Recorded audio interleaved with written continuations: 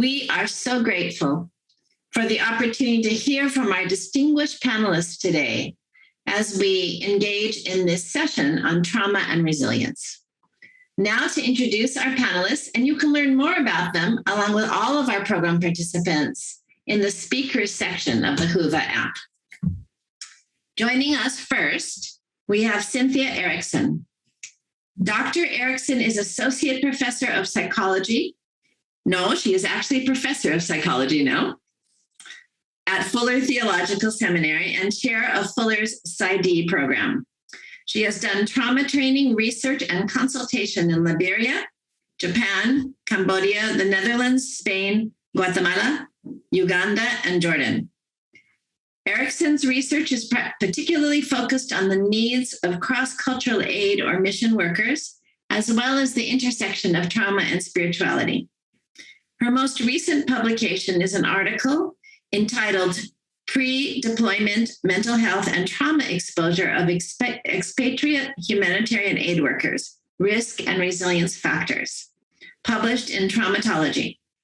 Dr. Eriksson also collaborated with colleagues in the US, Europe, and Africa on a longitudinal research project on stress in humanitarian aid workers funded by the Centers for Disease Control and Prevention in Atlanta. After Dr. Eriksson, our next speakers as a team will be Lisseth Rojas-Flores and Tommy Givens. Dr. Rojas-Flores is Associate Professor of Clinical Psychology in the Department of Doctoral Psychology at Fuller Theological Seminary. Rojas-Flores research centers on immigrant children's well-being, with a particular focus on how trauma, community, violence, and social structural adversity impacts the child and family unit. With funding from the Foundation for Child Development Young Scholars Program, Rojas-Flores examined the impact of immigration enforcement on Latino citizen children's psychological and academic well-being in the United States. In an international context, she conducts collaborative research to examine the impact of community violence and trauma on adolescents, parents, and teachers living in El Salvador. As a bilingual, bicultural, allianced clinical psychologist, she takes a special interest in addressing the interrelationships between family, mental health, faith, and social justice. Another one of our own professors here at Fuller, Dr. Tommy Givens, is Associate Professor of New Testament Studies in the School of Mission and Theology, first joining in 2010. He holds a PhD in Theological Ethics and New Testament, an MA in New Testament, and a BA in Spanish Language and Literature. He teaches courses at Fuller in Spanish as well as English. In addition to New Testament studies and theological ethics, Dr. Givens' research includes Christian nonviolence, political theory, ecology, and scriptural reasoning for Jewish-Christian-Muslim relations. He is a member of the Society of Biblical Literature, the Society of Christian Ethics, and the American Academy of Religion. Finally, our third session on our panel today will be given by Gladys Mwiti. Dr. Mwiti is a PhD consulting clinical psychologist and founder and CEO of Oasis Africa Center for Transformational Psychology and Trauma, which houses an active psychological clinic and a robust corporate organizational employee wellness program. Author of 5 books, journal articles, and book chapters, Dr. Mwiti is an internationally preferred speaker, trainer, and professional supervisor in her field. She is the immediate past chairperson of the Kenya Psychological Association, chairperson of the Traumatic Stress Society of Kenya, and immediate past member of the board of directors for the International Society for Traumatic Stress Studies. A recipient of several international awards and scholarship and leadership in psychology and trauma, she is also one of 8 global trauma ambassadors for the International Society for Traumatic Stress Studies. Dr. Eriksson brings general expertise on trauma and resilience with a particular focus on healing the caregiver. Dr. Rojas-Flores and Dr. Givens will share their findings on immigration-related trauma in children, and Dr. Mwiti will share her expertise and experience with trauma care and informed trauma therapy in Africa. Wow, what a rich panel. We'll begin now with Dr. Eriksson. Thank you, Dr. Salvatierra, and I'm so pleased to be part of this amazing panel. I'm going to go ahead and get started and share my screen to provide some PowerPoints. As you can see, I'd like to take the opportunity to talk through a few points from the research that Dr. Salvatierra described in my introduction, that I've had the opportunity to be part of a number of different collaborative efforts in trauma work and working with humanitarian aid workers and mission workers. But I want to start with the reminder that this work we talk about in terms of working with trauma and caregivers is that it's the recognition that we are all part of this journey together and that God is the provider of all healing. And I love this verse in 2 Corinthians that reminds us of the healing that we are receiving and the ways that that is the wellspring that provides healing for others. So God's invitation to us to do ministry is not so that we can wear ourselves out, but is that we are also comforted and provide consolation to others. So I'm just going to read this for us as an orientation to the next points I'd like to make. Blessed be the God and Father of our Lord Jesus Christ, the Father of mercies and the God of all consolation, who consoles us in all of our affliction, so that we may be able to console those who are in any affliction with the consolation with which we ourselves are consoled by God.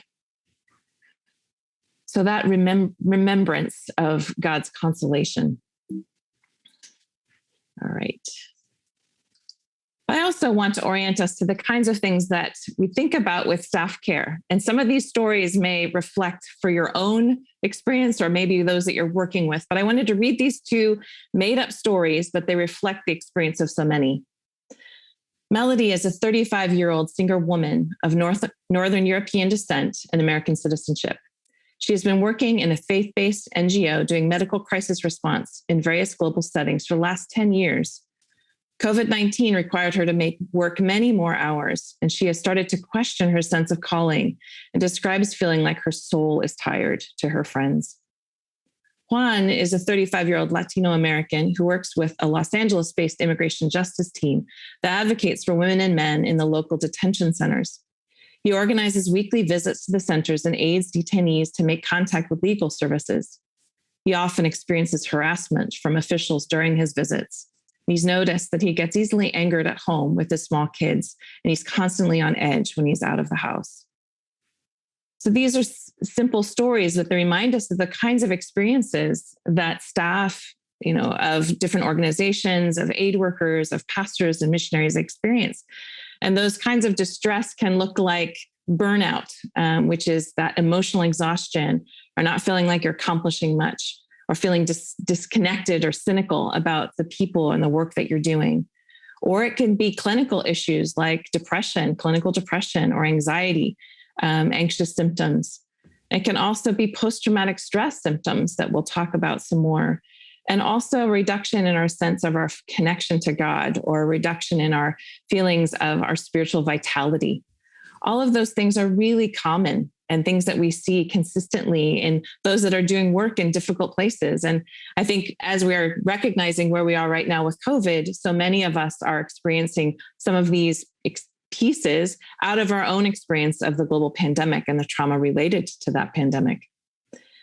I've had the privilege of working on a number of different kinds of projects. And as I thought about what I wanted to share with you guys in this time that we have together this morning, I decided that I wanted to focus on three particular pieces of the research that I've been part of and draw on some different articles, but mostly focus on understanding this issue of exposure and what it means to consider the reality of exposure in a variety of ways. Then what it means to think about support as one of the most important pieces of resilience, this extraordinary gift that God has given us in community. And then finally, recognizing the importance of social location and encouraging us to think on future research that takes culture and cultural context and embedded in resilience in a more particular kind of frame.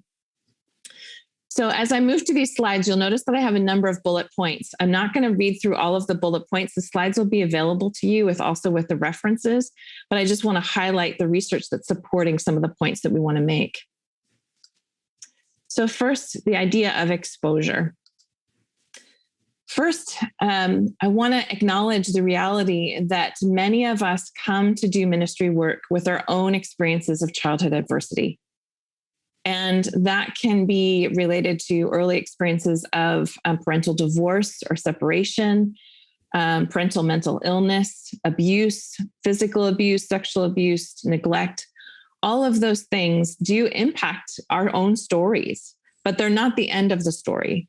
So some of those experiences of childhood adversity we have seen predictive of PTSD in people doing urban work, or predictive of that kind of cynicism and burnout in aid workers. But we have also seen that when you acknowledge or connect to the fact of seeking out support for these issues, that background variable of childhood adversity is no longer related to PTSD and depression in aid workers. So it's this importance of recognizing that history can relate to what it's like for us to navigate suffering now, and important to reflect on that. But it's not a reason to not do the work, or it's not a reason to not have folks do the work in your organization if they come with those histories. It's just recognizing a vulnerability that we need to pay attention to. And then in addition to those kinds of stressors, we have the reality of chronic stressors in the work that many of us are doing. And that can be chronic stressors like living conditions in a certain context where you are, or security concerns, and often the heavy workload. This is research out of a longitudinal study with aid workers. But the heavy workload of ministry and the ongoing needs that are there that often can't be met with the resources that we might have available, whether that's pastoral ministry or mission work or church planting, there's always a workload. But how we think about organizationally, how we support people in those spaces is really important, because higher levels of chronic stressors, so the more that people are reporting those kinds of chronic stressors, the more that is related to burnout. So what we can do of thinking about how to support people or how to limit some of those stressors is really important. And then exactly this good segue for myself to talk about the fact that there are chronic stressors that organizations may not be able to limit, but there are things that organizations can do and can intervene in key areas, in particular relating to management and team relationships. So reducing the conflict, giving individuals the recognition for the work that they do, and thinking carefully about capacity issues as contracts are developed, as goals are set for donors. What is the capacity of the team that's there? And then also providing organizational support, having an organizational culture that values staff, that encourages the use of R&R or vacation, that's living out their organizational values and mission with their staff, not just with the recipients of their services, but caring for staff in ways that reflect God's character, and also allowing for strong communication, giving people that acknowledgement and communicating with their family and friends. Then there's the traumatic stressors, and realizing that the work that's done on the field often includes both vicarious exposure to trauma, so hearing the stories of trauma from others that you're working with, but then also the kinds of events that might be part of working in a field where there are security questions or difficulty with war or kind of other kinds of chronic traumatic environments. And that organizational interventions for these situations should also try to reduce the exposure to those stressors, whether that's providing security training and having plans related to security incidents that happen, but also providing respite from high exposure contexts. So if a worker is in a context where they're consistently exposed to traumatic events, making sure they are using their R&R or are taking Sabbath and having the opportunity to move away from those environments. And that, as you can hear, is relating to what it means to develop team support and finding support. And social support in research is my favorite variable. It's a variable that I used for my own dissertation, and one that we found that having higher social support was definitely related to lower post-traumatic stress for faith-based expat workers. But higher social support is also related to lower burnout, higher life satisfaction, and lower anxiety in a variety of places. So emphasizing the connection to family and friends emphasizing the opportunity to be in relationship. And you can hear how this being such an important variable or such a important resource within COVID, that made it much more challenging and difficult to figure out how to provide that. So being creative and making those priorities to be connected to others. And that also relates to what organizational resources are there for support. So having an organizational culture that provides support and management support and insight is related to lower depression and PTSD in Sri Lankan aid workers, in lower exhaustion and lower cynicism in faith-based expat aid workers. And then having high team cohesion in your team, in the work that you're doing, that was related to lower distress in both Ugandan aid workers and Jordanian and Iraqi aid workers. And then the piece that I want to end with is you think here about the different spaces that I've had the opportunity to do research in, but those were all using variables that were very particular to the Western context. So things like depression, anxiety, PTSD, those are all ways of thinking, and burnout. Those are all kind of coming out of a Western and perhaps white-centered view of the work. So wanting to really challenge us in terms of the work we're doing related to staff support to be more multi-centered and start thinking about social location more carefully. And I've been really pleased to have some students working on this question and wanted to talk about some research that they're going to actually be able to present next week at a conference for the International Society of Traumatic Stress. And the first is my student, Bethany Ferguson, who did her master's work looking at how cultural humility is related to resilience in faith-based workers, ministry workers. And cultural humility is that openness to the wisdom of others, to be sort of oriented towards learning from people and from different perspectives, and also the ability to see yourself more honestly. And what she found in this group of international workers is that having that more higher levels of that perception of cultural humility in your team actually strengthened the relationship between social support and depression and anxiety. So that having cultural humility made social support a better buffer against anxiety and depression in the workers that she was able to connect with. And this is all in the context of the COVID pandemic. So the importance of social support and thinking about that and the ways that cultural humility can be an incredible benefit and resilience. And then the last project that I want to emphasize is one that I actually had the opportunity to do with Dr. Salvatierra. And this is a group of students and then also puentes. And so puentes are Latinx millennials who work with Matthew 25, which is an immigration justice ministry here. And there's a piece of that here in Southern California. And in working with this team of puentes who are all bridges, so that's what puentes mean. They are working with churches, they're working with those that are asylum seekers, they're working with families, making connections, working as bridges.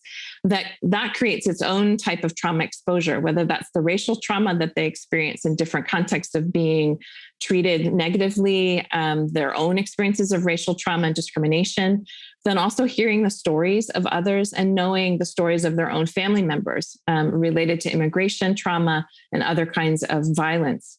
And in a conversation with them about what they find important in their own resilience and some focus group research that was done, these puentes identified 6 key themes that were important for their own resilience.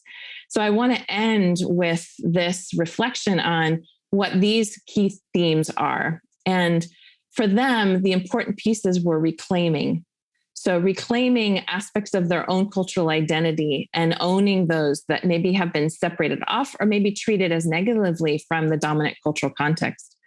Embodied practices, using their bodies, acting out in art or spiritual expressions or dance, the importance of those things being connected to their bodies and experienced in the bodies. Safe spaces, places to be in sanctuary, places where they could just be themselves and show hospitality, not have to explain themselves, just be able to speak in whatever language they wanted to speak in that moment, since many of them are bilingual, the way that created an important opportunity for them to just be themselves. And decolonization, an active recognition of moving away from white-centeredness, of decolonizing the things that are important and working towards justice in that. And community, the overall importance of being in relationship, of their community of their home, their community of their church, the community of the puentes, the ways that embedded them and they saw themselves and experienced more of themselves in that community. And testimonial, who are what it means to share stories from ancestors, stories from the experience of being part of the community, and the ways that becomes a witness for future work. So what we so appreciate about this is the ways that this was a culturally embedded reflection on what resilience to doing the work of immigration justice, being connected to and experiencing racial trauma, and that these were ways that they felt like they could embed and grow in their resilience. So the conclusions that I want to draw, or the things I'd want to end with, is to highlight the importance of supporting staff who have histories of childhood adversity. And this may not ever be something that they disclose to you, but something that you as a leader or as a team manager can just be honest about, saying, hey, when we have these experiences, can make it harder to hear some stories or things that might trigger us or things that might be distressing. But these are the kinds of things we can do. How do we support each other in connection? How do we have embodied practices? How do we breathe well? And then recognizing the cumulative and severe effects that chronic and traumatic exposure to trauma can have in work settings. So the cumulative effect, that the energy that happens when you have more of those stressors, there's more risk for burnout. When you have more of that trauma exposure, there's more risk for post-traumatic stress or other kinds of distress like anxiety and depression. And then how supportive relationships and healthy teams can be a very important piece of resilience for this work. And that we ultimately need to continue to do more research and consider the unique factors of cultural humility and culturally embedded resilience. So thank you. All right. Thank you so much, Alexia, for your invitation for us to share with you some of the lessons learned in our work in Colombia. Dr. Tommy Givens and I have had the privilege and the honor and the hard work of working in Colombia for several years alongside the Universidad Seminario Bíblico de Colombia, USBC, which is a seminary in Medellin, Colombia, and wanted to work alongside the church and respond to the issue of internal displacement with some funding from the Templeton World Charity Foundation.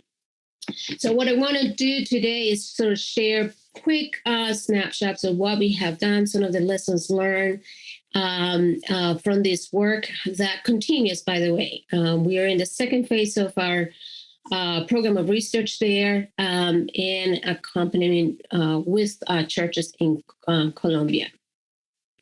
So let me just give you some background. Colombia has been beset by a nearly universal population-wise exposure to trauma. When you think about over 50 years of violent conflict, armed conflict, this makes a lot of sense.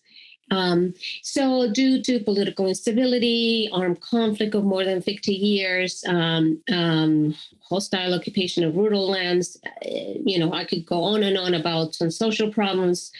Colombia actually has one of the highest numbers of internally displaced people in living in its borders in the world. In fact, we have about 7.2 million reported as IDPs of internally displaced people. And let me define what I mean by a person in a situation of displacement, or IDP. Basically, it's a person or a group of persons who have been forced to flee or to leave their homes or places of habitual residence, in particular as a result of or in order to avoid the effects of armed conflict, situations of general violence, violations of human rights, or natural or human-made disasters, actually. and they do not cross international recognized state borders. So they are internal. They move within the country, often from the rural areas to urban areas. So people in situation of internal displacement typically do not have the resources and the protections from subsequent violations of basic human rights, especially those that are moving from the rural areas to urban areas, find themselves again stigmatized, marginalized, and very, very in positions of extreme vulnerability. They often settle in marginal existence in their new living environments, and which obviously perpetuates their victimization, and the mental health problems do aggravate. Now, in that context, what I think is important to bear in mind is that Colombia is predominantly a Christian country.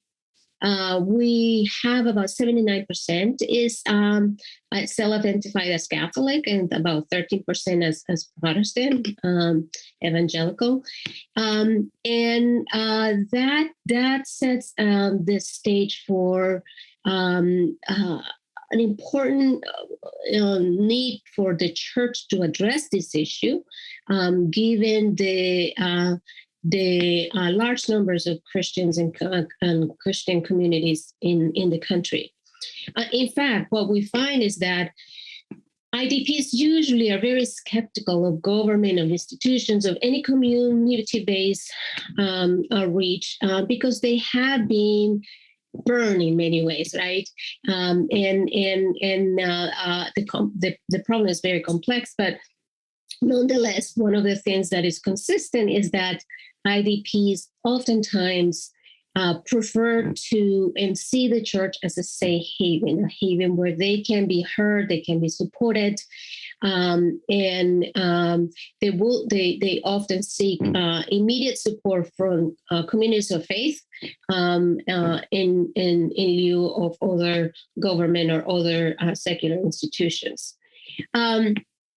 So clearly, the faith leaders are embedded within local communities that often have this kind of respect and trust that promotes social change, and gives the opportunity for an accompaniment that can be very, very powerful, and address many of the needs of the IDPs, and clearly.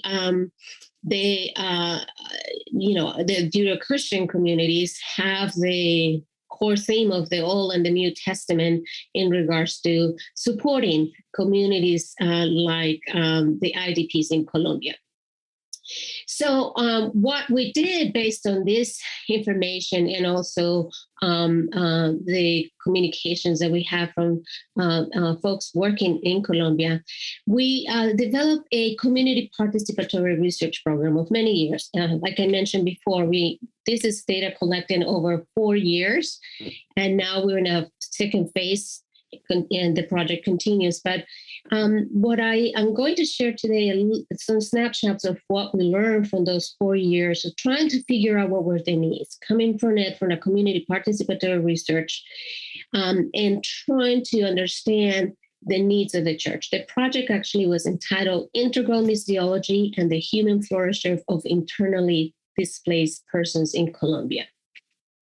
And so essentially what we did is we wanted to understand from the IDPs from themselves, what were some of the needs? What were some of the needs that they have? What did they wish to get from the church? What did they not get from the church?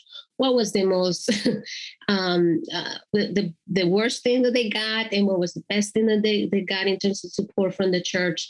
And how could the church support them or be encouraged to come alongside in their journey of healing and integration into the larger community?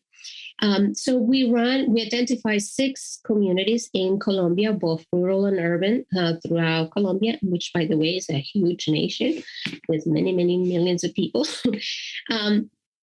And we also, so we run focus groups within these communities. We interview, run in-depth interviews with folks in those communities, both faith leaders as well as people in situations of displacement, as well as women who were IDPs but had endured gender violence on top of it all. And we also run a survey. We survey faith leaders in Medellin, in the second largest country in Colombia, to understand what was the perceptions, what were the needs from the faith leaders' perspective. So one of the things that we learned clearly is that back in 2017, we actually surveyed pastors. We surveyed over 210 clergy, both Catholic. Actually, they were half and half Catholic, and the remainder were evangelical or Protestant. And we wanted to understand how were they understanding the situation of internal displacement, how did it affect their church, but also we wanted to have some sense of their perceptions of what were the main problems that the IDP community was facing. How did they view trauma and the needs for trauma for trauma care? What kind of needs do they have in the church and so forth? So let me just introduce you a little bit to that. What was interesting to me is that, remember, pretty much in Colombia, everybody has been exposed to some type of violence, whether it's direct, indirect, or having witnessed violence. Because if you think about it, over 50 years of exposure of armed conflict, pretty much everybody knows about trauma. Well, we found in the reports of the clergy was that when we asked them to identify key barriers to creating services for people in situations of displacement, most of the common issues that they reported were related to the lack of knowledge about internal displacement. And about 61% of them said that. They also talk about lack of knowledge and mental health and lack of funding to support related ministries. What I find also interesting is that they also recognize that the needs of the IDPs are very complex, and that not only are not only relegated to mental health or spiritual needs, but that they have social needs, vocational needs, legal needs, infrastructure needs in the communities. And hence the project that we were working on was a multidisciplinary approach with different teams working on addressing some of these issues to support the church, to provide some resources. Dr. Gibbons and I had the privilege to be working in the mental health team, but there were others that were working in the legal team or in the infrastructure team or education team and so forth. But again, the mental health needs were one of the most identified needs of the community, of the IDP community.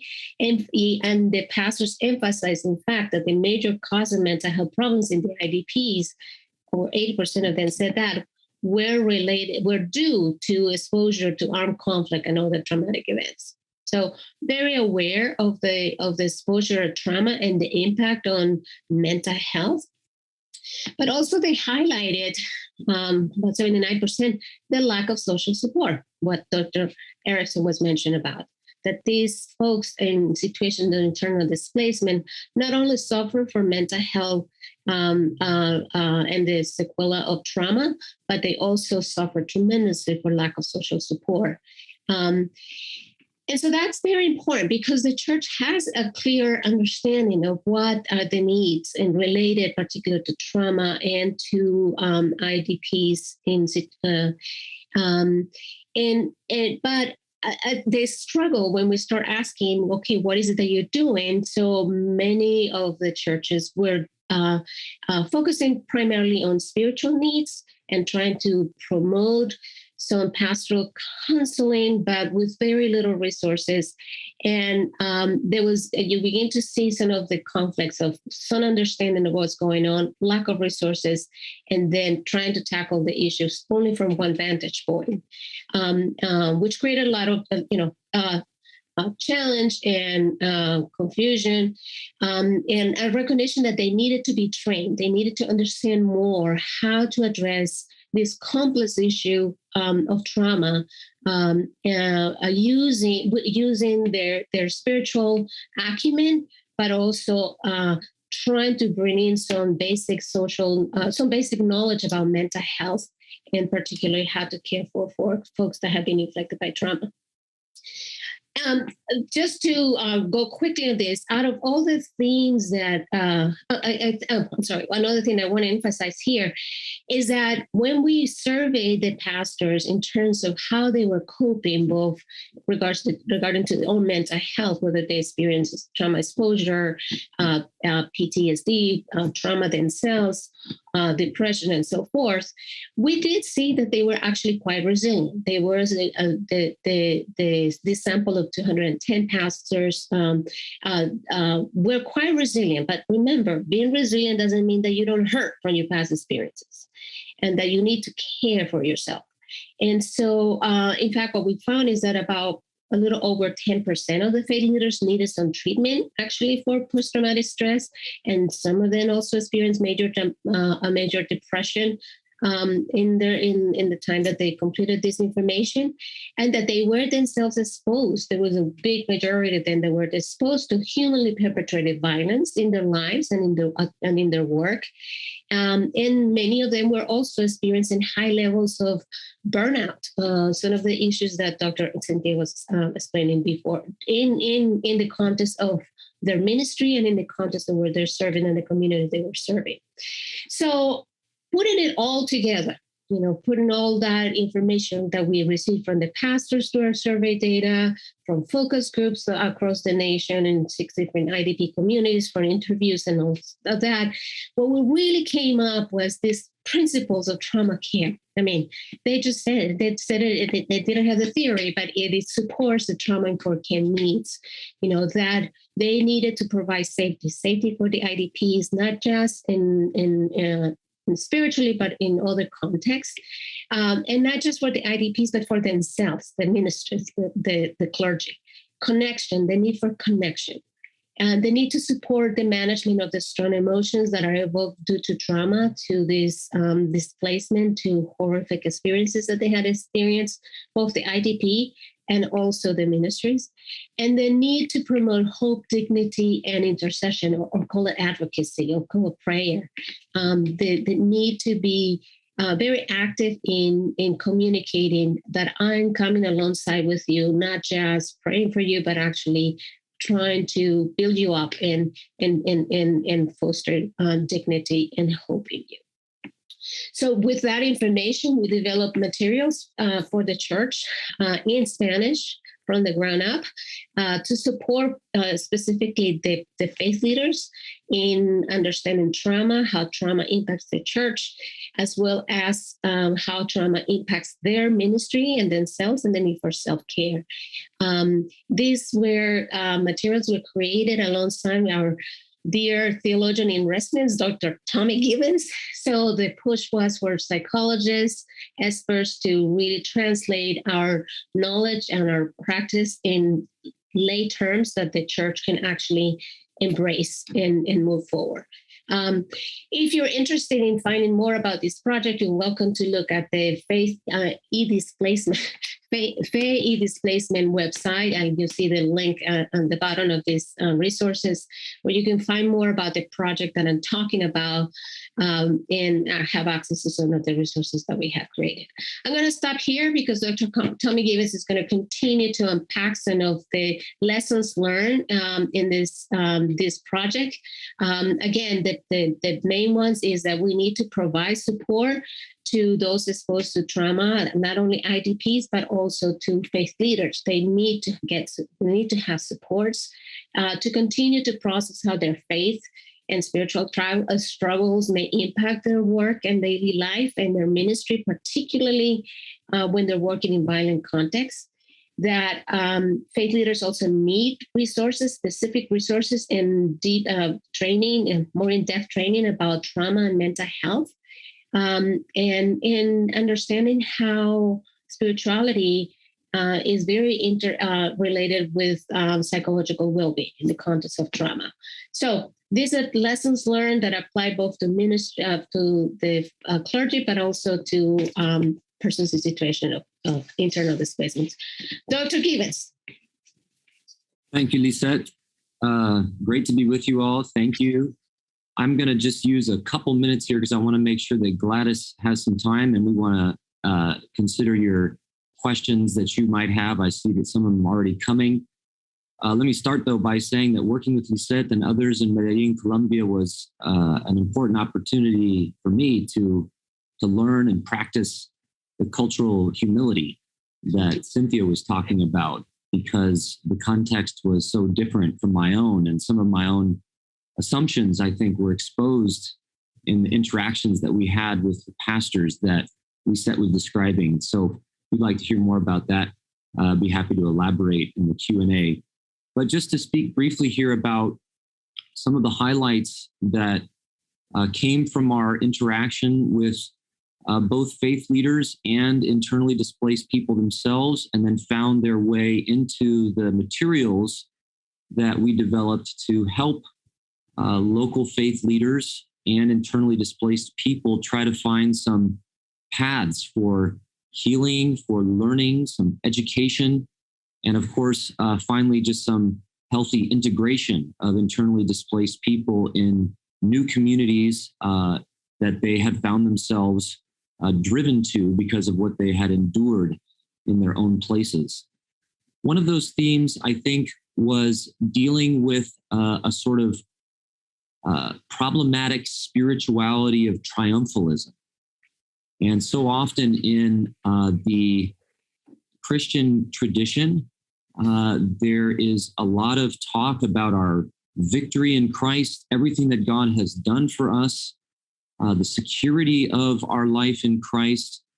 And there is left little room for people who are very broken as Christians, and little ability for other Christians to be able to identify with them and to be in solidarity with what needs to be a process of navigating wounds that are deep and not always easy to articulate. So that was an important theme in the materials. And this painting that Lisseth has on the screen is one that we used in the materials. It's by Daniel Bennell. And it's a painting of Jesus himself being very tired after a long time of healing people. It's called the Morning Miracle Cue. And it wears and tears on Jesus himself because he is feeling the pain, the diseases, the losses, even the trauma of his people as they're coming to him, and he's interacting patiently with the needs of their bodies, and that's costly for him. So that was one way of trying to offer an alternative picture of Jesus himself, so that his power is not about avoiding pain or brokenness, but actually navigating it gently with others. That was something that fed directly into a second theme of addressing the tendency of that triumphalism to promote a kind of self-repression, where people feel like they're unable to express safely their sense of pain, loss, their frustration with God's apparent inability to provide for them or to protect them. And it was so important for them to find safe places to work through those kinds of thoughts and emotions. And that is related to the last theme that I want to mention before handing it over to Gladys here, and that is a more kind of careful understanding of forgiveness. Sometimes people who had endured atrocities could be made to feel that they're supposed to just kind of forgive and forget. And that doesn't really invest meaningfully in the repair of their bodies, their relationships. And when Jesus heals people in the New Testament, it entails the transformation of their bodies and their relationships. It's not just a new status that they have or forgetting who has hurt them. And so trying to develop a way of understanding forgiveness that had implications for their bodily healing, the relationships, and some of the structural issues in terms of how land and power were distributed in Colombia that were relevant for their hope in the future and that shouldn't be neglected or washed away by simply claiming a cheap forgiveness. Somebody's asked about the role of the Holy Spirit in some of this already in a question.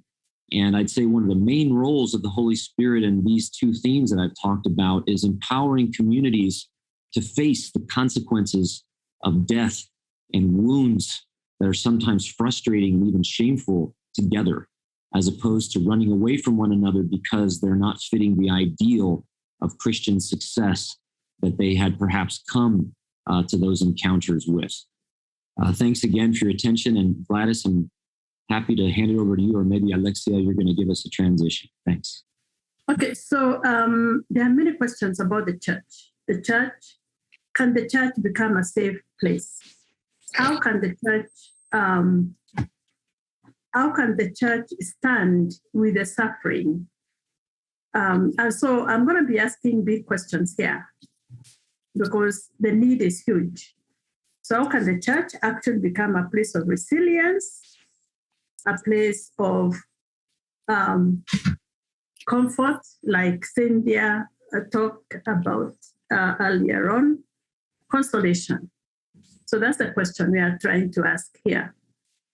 So for me, the church is like a spider's web, a gathering of individuals to worship, yes, but it's also a gathering of gifts, abilities, talents, professions, and monetary resources. We believe that in Africa, the church is like a spider's web. You touch one part of the web and the whole trembles. So like antibodies around a wound, how can we mobilize the church for healing and thriving and for resilience? So there has to be consistent practice within the church of enabling the church to become a safe place. So right now, trauma crises have become global mental health concerns. And COVID-19 in itself has raised the levels of trauma, anxiety, loss. And global mental health right now, the status, has challenged what I call individualized privilege psychotherapy and the ability to fathom resources for wellness and resilience. Where do resources come from for Colombia and other Colombias in our world? We at the World Health Organization looked actually at the status of mental health around the world, and they said that COVID-19 has disrupted or halted critical mental health services in 93% of countries worldwide.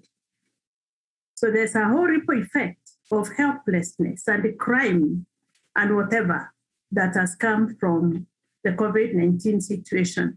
Now we know about depression affecting millions around the world, and then the impact of war or violence, like in Colombia, poverty around the world.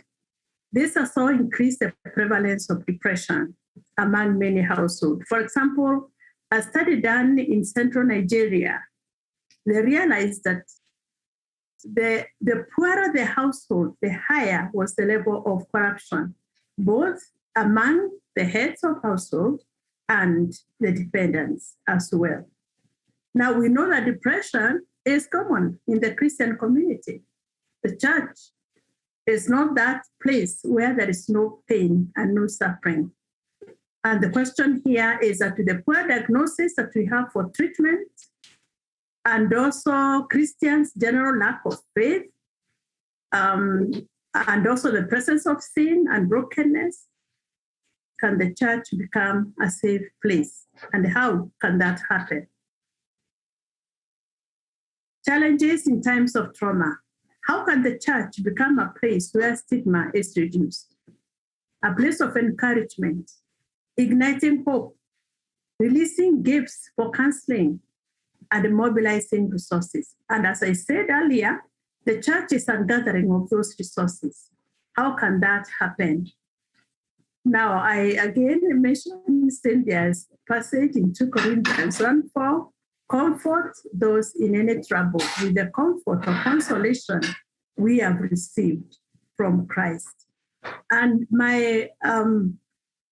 the position I have as a believer, especially living in Africa where there are very few resources, is that the Bible commands us to actually practice mutual care.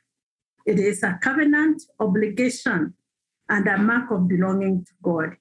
And we find the word one another, occurring 100 times in the New Testament. Honor one another, live in harmony with one another, unconditionally accept one another, be united to one another, serve one another, look to the interests of one another or others, carry one another's burdens. So the church is a one another gathering. So mutual care is very African. We are actually, we have a tradition of community care, encouraging each other to share the few resources that we have. But then also the church as a gathering of these people can become a place to train people to live with integrity, godliness, and wisdom, and also mutual care. So caring for a church that is engaged in transformational ministries, Right Agogo Abiongo asserted these words. Just look at this. He says you cannot end poverty by only erecting 100 churches in the village. We cannot end poverty by erecting 100 beer halls in the village, ending up with 2 alcoholics, the alcoholic of hard liquor and the alcoholic of the rosary. So these are people. The church can easily be disconnected from the pain of our people, where we are preparing people to go to heaven and not preparing them to adequately live on earth and engage with the challenges of living in the world. So I'm thinking of the church dispersed in such a way that we can become a place of one another care. So I've been, for many years, Oasis Africa, myself, we have practiced task shifting. In Africa, we don't have any resources. And actually, task shifting is recommended today as a way to multiply health workers. And a global survey indicates right now that the demand for care has increased. 84% of respondents in this survey said that they are not able to treat the increase in disorders. Look at 41% of clinicians saying that they are unable to meet the demand of treatment, which actually went up by 30% last year, because there's increase for demand in issues like sleep disorders, anxiety, addictive disorders have increased with COVID. And the clinicians in this study are saying they can't. They are finding it a challenge. So task shifting, using actually the World Health Organization definition, refers to efficient use of available health human resources through redistribution of responsibilities among health workforce. And then task shifting can bring hope to masses after critical incidents. And it has been used in places with earthquakes, tsunamis. In Nairobi here, we used it for Nairobi bombing. We used it the same in Rwanda. We may not have a lot of documented evidence, but it has helped us. And so the impact actually shatters the impact of COVID, for example, shatters community resilience. And we can bolster wellness by multiplying the health workers and interventions amongst ourselves. So the major thing that is needed, for example, like we just had, like in Colombia, people are not able, the church is not able to talk about trauma. Psychoeducation can normalize the challenges people have. Because psychoeducation, like trauma psychoeducation centered in the church, will demystify help seeking and lower the stigma. Because right now, the challenge of mental health and the challenge of wellness is way beyond the resources that professionals can offer on their own. But then we have the reality that the church is often unprepared to take up the mission of mental health and trauma. Now, we also have the challenge of global migration, where the current pandemic mandates that people seated in Germany speak the language of the immigrants that come in, mourn in their same language, and so on and so forth. There are other countries where immigrants have shifted to. How can we have interventions that are biblically and is culturally informed within the church? And so what I propose is that we need to have task shifting in the church. It has been used by World Health Organization in places where there are few helpers. How can we use task shifting in the church? And I'm proposing that we can train multidisciplinary teams of Christian helpers.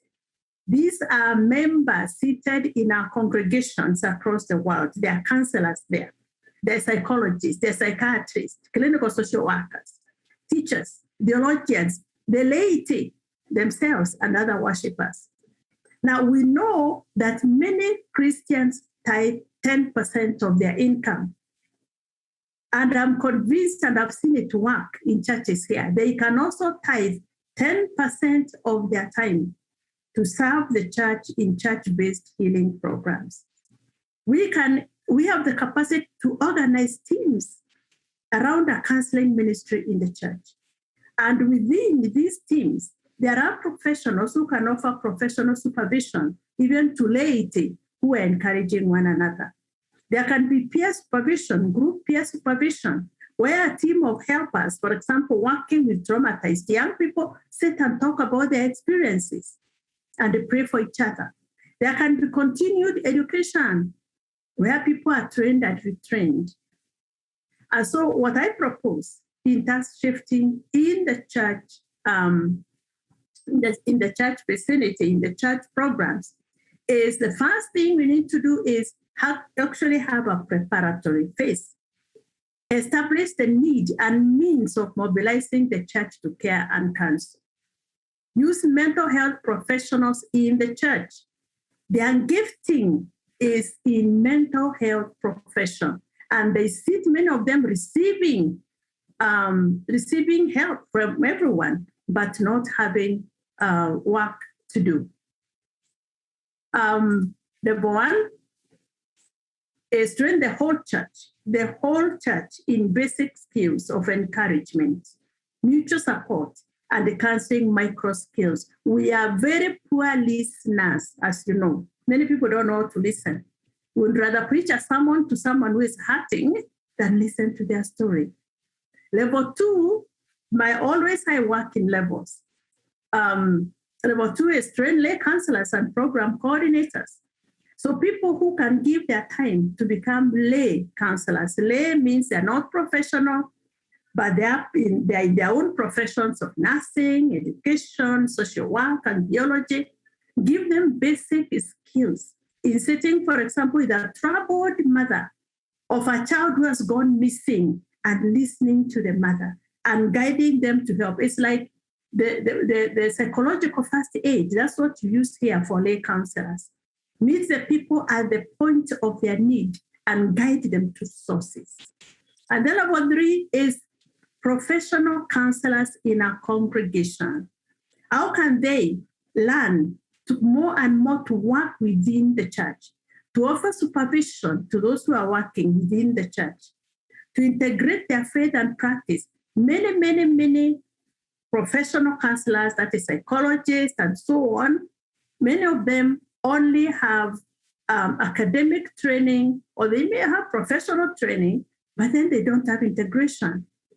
And then practice self-care. How do we remind them to take care of themselves and become examples of self-care?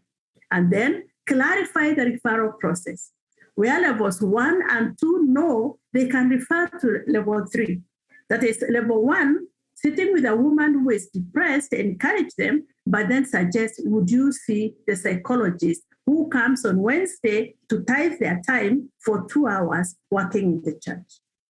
And then level 4 are coordinators and the program administrators in the church who can link the needy with the food banks, medical clinics, and the policy makers. And so basically, okay. And then after the training, work it out. Put people in teams.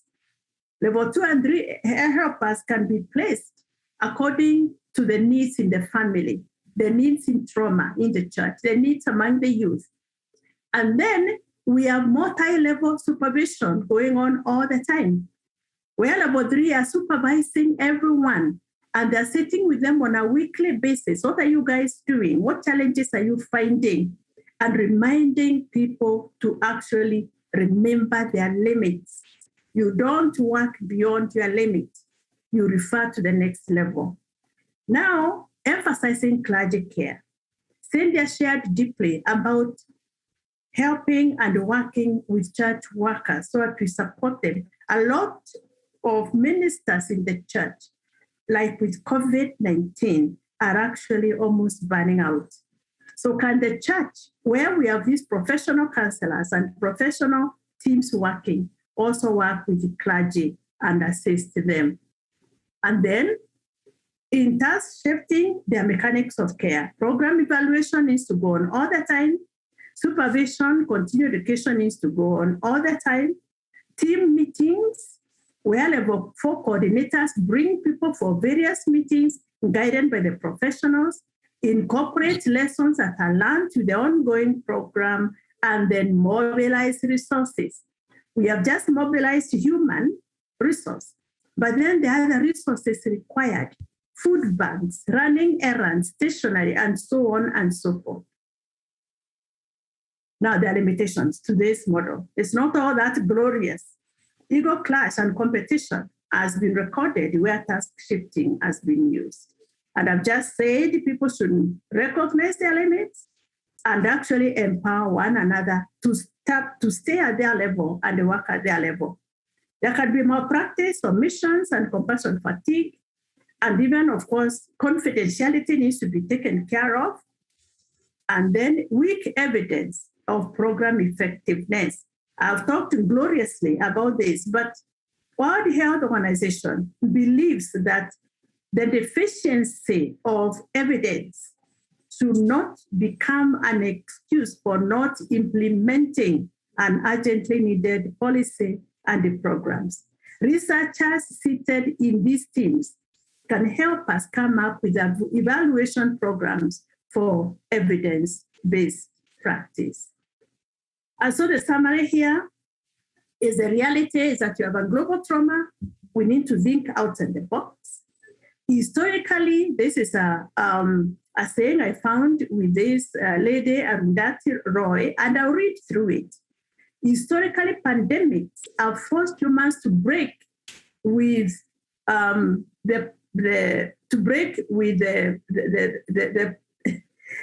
past and imagine the world anew. This is no different. It is a portal and gateway between one world and the next. And she says, we can choose to walk through this pandemic, dragging carcasses around with us and the prejudice and the hatred and the avarice and so on. Or we can walk through this pandemic lightly with literal luggage, ready to imagine another world and then fight for it. Arundhati Roy is a prominent Indian author, and that's a wonderful saying. Walk through lightly and imagine a new world. So later on, I'll be able to share what are some stories of Oasis Africa where we have used task shifting. We lack a lot, But I'm convinced that the Church of Jesus Christ at such a time as this can be motivated and mobilized for care because you have resources seated in our pulpits that can be helped to put together their energy and with professional guidance, create teams of care housed right within the church. So that's my answer for comfort one another with the consolation that Jesus Christ has given you. Thank you. So we're going to start with question number 1. It is a challenge to get communities to talk about trauma, especially in communities of people of color. What are the methods for opening spaces for local churches to talk about trauma without further traumatizing the community? People will admit that they have trauma, but they are resistant when it comes to facing and processing trauma. So quick answers. Who would like to take this? Feels like Dr. Mwiti and Dr. Rojas-Flores might have some responses here. Okay, let me quickly say that what we have found that churches have done here in Kenya is opened the pulpit to mental health professionals to talk about mental health and trauma. So I've been on webinars. Many of them have been gone to church physically and discussed it. Now, when people hear about it, you demystify trauma, help seeking, and also you normalize the challenges that they are going through. So many of them is because they don't know, and churches can become places where the pulpit is used for psychoeducation. Yeah, I agree with what Dr. Mwiti said, and that the pastor and the community of faith has to set the example by talking about these issues openly so that there are no perceptions that that's not a topic that can be discussed within the church. We have to communicate that these are great safe spaces. And we do that precisely by opening up the conversation, even if they don't disclose. They need to see us modeling, being able to talk about strong, difficult, challenging mixed emotions, not joy and rejoice all the time, but to also have those spaces where we can lament. And as when the folks that have been afflicted by trauma begin to see that there are spaces for sorrow, for lament, for doubt, for struggles, spiritual struggles, they'll start opening up. It's one of those basic principles of trauma-informed care. You're not going to open up if it's not a safe space. That's the bottom line. Excellent. And Dr. Givens, I'm going to give you a question later that you can answer a little bit of this at the same time. And Dr. Erickson, you have a question that you can answer a little bit of this and your next question together, because the next question is for you. Okay. The next question says, for Dr. Erickson, how have you seen the dominant desire, especially in the U.S., to present strong self-sufficient individualism work against themes that you have mentioned in your presentation, such as cultural humility and social support? So if you want to answer a little bit of question 1 and move into question 2. Yeah, and I think maybe they do combine a bit, because I think what I would want to add as a response to the first question as well is the stories of scripture of trauma and pain and lament. And I think about Elijah wanting to die after, his experience with the prophets of Baal and Jezebel going after him. And there's just so many places where trauma is in scripture, and the arc of the story of the people of Israel. There's trauma embedded in there. There's leaving Egypt. So I think recognizing that our scriptures provide us not just that glorious healing kind of moment, but also deep places of pain. And that the Psalms are, so many of the Psalms are Psalms of lament that encourage us to cry out to God individually and communally. And I would say that I personally believe that the white-centered, self-sufficient male, as Willie Jennings would call that, in terms of whiteness, does really create pain for everyone involved. That the individualism that creates an emphasis on self-reliance and an emphasis on kind of shutting down difficult emotions or not showing pain because of the competitive nature of things. And if I show pain, then am I weak? And if I'm weak, am I a loser? Think about that. That's not the gospel. The gospel is an invitation to be who we truly are, and God's kind of confession of that then allows for God's healing.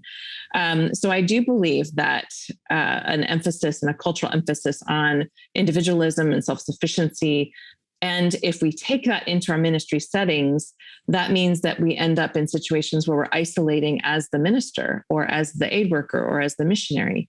And that has its own negative implications for our own well-being, as well as what we're modeling to others around the importance of getting care. So looping back to what Gladys and Lisseth have also noted, the importance of from leadership modeling what it means to need support, modeling listening to the ideas of others, modeling the importance of engaging honestly with things that are challenging and expressing those emotions and learning how to regulate them. As Lisseth has noticed, the importance of having the skill set and learning the skill set to modulate, to regulate our own strong emotions so we can be in relationship in the midst of those. Thank you. Question number 3, we're going to start with Tommy, and you can weave into that if you have other responses for the other 2. What is the role of the Holy Spirit in the management of trauma, especially as missionaries? Well, I suppose that does weave in quite nicely with the other question because, and I did mention this a little bit at the end of my presentation, the presence of the Holy Spirit as we find it taught in the New Testament is not about enabling people to avoid pain primarily or escape from trauma or the consequences of long-term suffering. Quite the contrary, because the Spirit is the power of Jesus's resurrection from among the dead and from a death that was shameful and traumatizing, the power of the Spirit is about enabling people to inhabit patiently those places of pain that Cynthia mentioned without rushing to resolve them prematurely, being able to sit gently with people as they're trying to work through the kind of manifold consequences of sin and death as they have touched their lives. So I think that's key for understanding the role of the Spirit and how that relates to enabling certain communities, especially where there's distrust about the language of trauma or something like that. I think that has to do with a kind of patient engagement with psychological resources so that they're not felt by people in the community as an alien invasion or something like that, but sort of along the line Cynthia was suggesting, they're able to see how there can be a healthy integration of psychological resources, attention to trauma, for example, in their basic Christian practices, so that they can see that is not something that's an invasion, but a development of their own Christian faith that can meaningfully benefit from psychological resources and interpret them theologically. I'm actually for our last question, I'm going to move to question 5 and give it to Dr. Mwiti and Dr. Eriksson and Dr. Rojas-Flores, and you can weave in the Holy Spirit into this one because it goes naturally if you want to. So can you point to any available empirical evidence, whether being a Christian or not, influences the experience of trauma and its complications? It's a very important question. So let's see, Dr. Eriksson and then Dr. Rojas-Flores and then Dr. Mwiti. We'll finish this up. Well, I will say yes. There's quite a bit of research that talks about the ways that spirituality and trauma actually interact with each other. The experience of having a robust faith, having ways to use our faith or connect with our faith as a way to cope with trauma is a protective factor. But then also the kinds of trauma that we experience impact our sense of our spirituality and our relationship with God. So it's actually quite complex how they interact and the ways that trauma is also connected to experiences of religious trauma and being betrayed by religious leaders, or the ways that the gospel isn't acted out and actually creates its own trauma. So I would say it's very complex. It's not as simple, like if you have a person of faith, you're protected from trauma. That is not the case, as I think you're hearing us say.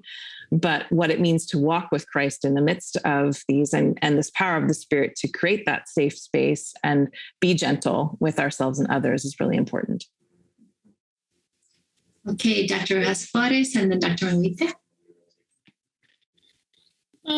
Yes, I will echo what Dr. Erickson said. There's quite a bit of literature in this. I'm probably going to flip it to the practical side, the perception in the global South, and I'll speak for my lessons learned in El Salvador and also in Colombia, and also with the immigrant community in the U.S. And it's precisely that from within the church, from the evangelical church in particular, the Judeo-Christian community, there is a split in that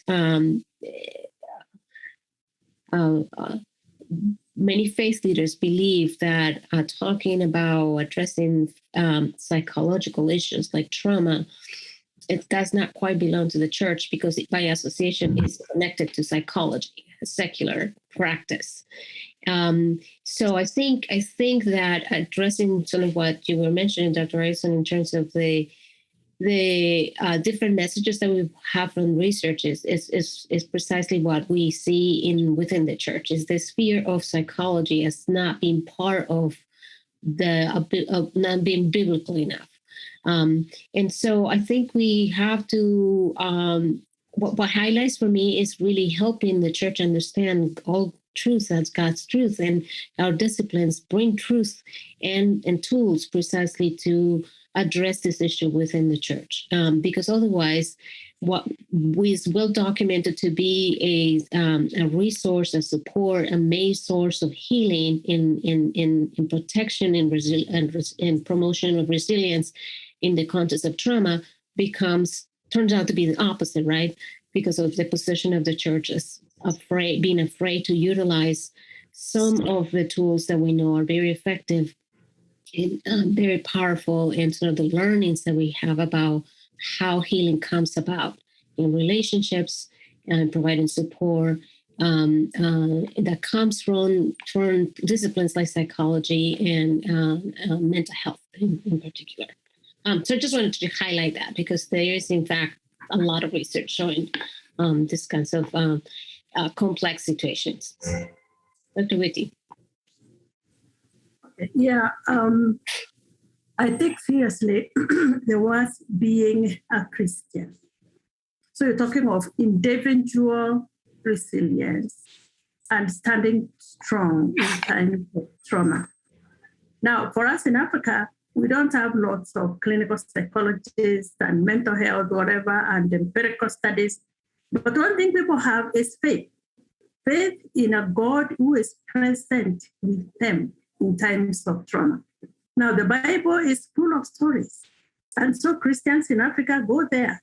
It is like, how did David, how was he so resilient? That the man kept writing prayers to God even when he was faced with utmost death, some of the times. How did Job make it? Job and David are not mythical stories. These are real stories. And so what people look at, and what I believe myself, is that God and the Bible gives us, transforms our cognitions. Because, from the ABC theory, that is how we perceive our situations. It's not what happens to us that causes us to react in a particular way. It is the way we interpret what is happening to us. So cognition. So Christians actually take seriously God's promises. I will walk with you through the valley. You will not get stuck there. You're going through. So it's like taking seriously the Bible that informs our cognition actually empirically indicates that those who practice their faith in God are more resilient. One of the things people have been asking is, how come Africa has not died like flies through COVID? We don't know. But one thing we know is we pray. And that God doesn't favor Africa necessarily. But for us, He walks with us. How have our slums done it through COVID? Slums where there's no social distancing, no water to wash hands, and so on and so forth. So for me, it is practically living our faith and letting the promises of God and His presence transform our cognition.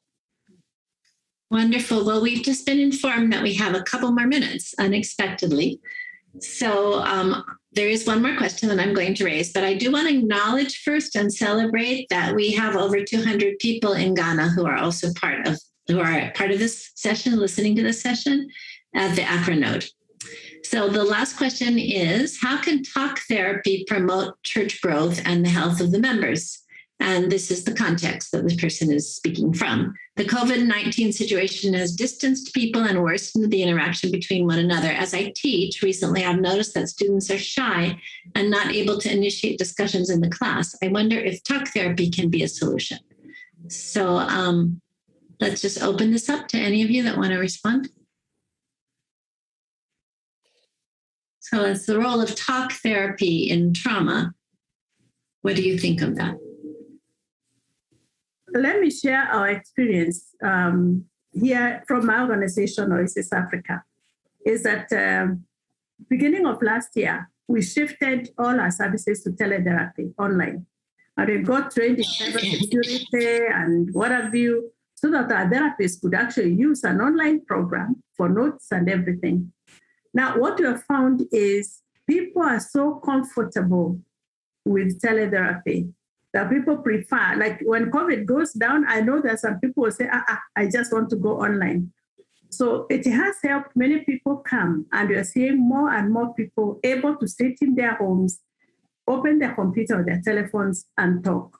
So, and what is happening is that people are realizing they're actually talking about what is going on with someone who can guide your thinking and your behavior, and they help you plan how to self-care, how to become strong. Many people are gravitating. We don't advertise our services. Word of mouth is just sending people to us. And then COVID-19 has taken us across the boundaries, the borders, geographically. We can see people all over the region. Even the other day, I talked to a bunch of students, 63 of them, Africans studying in Japan. So more and more people are realizing it can help. And so that is our experience at Oasis Africa. Well, thank you so much. I don't know, I've learned so much listening to all of you. It's been so profound and so beautiful.